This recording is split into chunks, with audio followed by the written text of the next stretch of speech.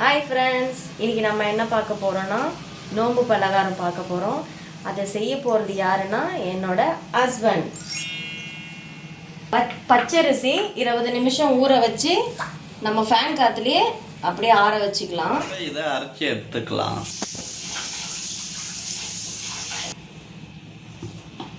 ஒரு 2 அரைச்சா போதும், அதை மட்டும் எடுத்தால் போதும்.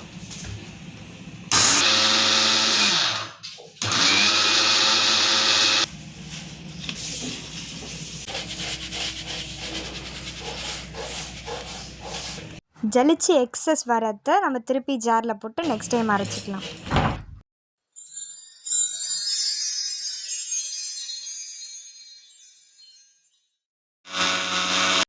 ஃபைனலாக மொத்தமாகவே அரைச்சி எடுத்துக்கிட்டாச்சு.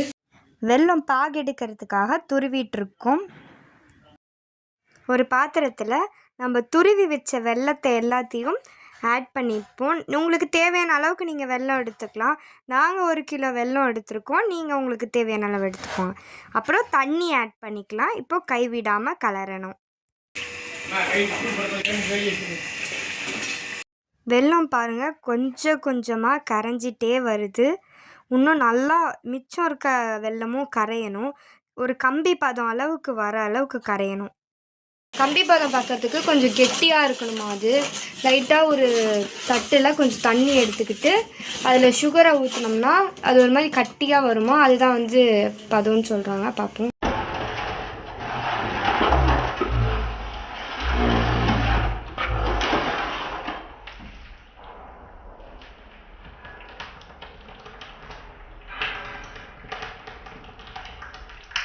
ரெடி பண்ணி வச்ச வெல்லம் பாகில் நம்ம மாவை ஆட் பண்ணிக்கலாம். கைவிடாமல் கலக்கிட்டே இருக்கணும். ஏலக்காவை சர்க்கரை கூட அரைச்சி நம்ம ஆட் பண்ணிக்கணும்.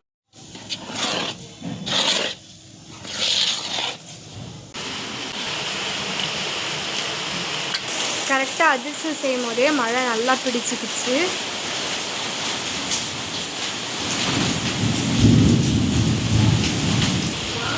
ரெண்டு பேர் என்ன பண்ணுறீங்க? அதிர்ஷ்டத்தில் எண்ணெயை பிழிஞ்சு எடுத்துக்கலாம்.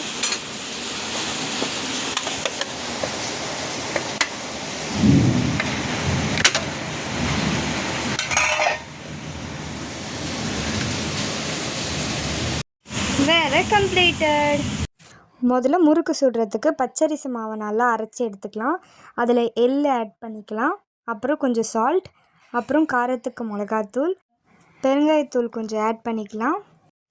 ஓட்டை வடை செய்கிறதுக்கு முதல்ல பச்சரிசி மாவை நல்லா வறுத்து எடுத்துக்கலாம். அப்புறம் கடலைப்பருப்பு கொஞ்சம் நேரம் ஊற வச்சு அதுவும் ஆட் பண்ணிக்கலாம். அது கூட எள்ளும், இதுக்கும் கொஞ்சம் பெருங்காயம் ஆட் பண்ணிப்போம்.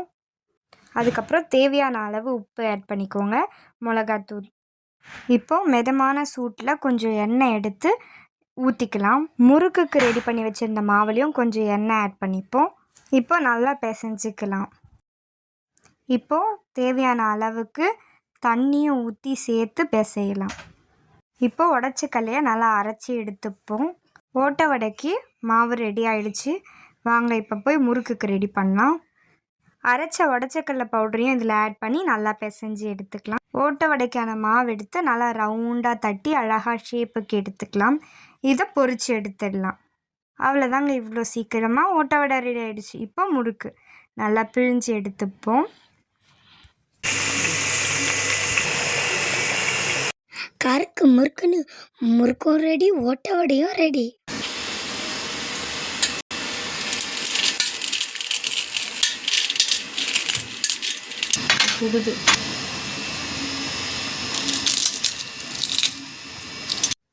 லைக் பண்ணுங்க, ஷேர் பண்ணுங்க, கமெண்ட் பண்ணுங்க, மறக்காம சப்ஸ்கிரைப் பண்ணுங்க. Love you all.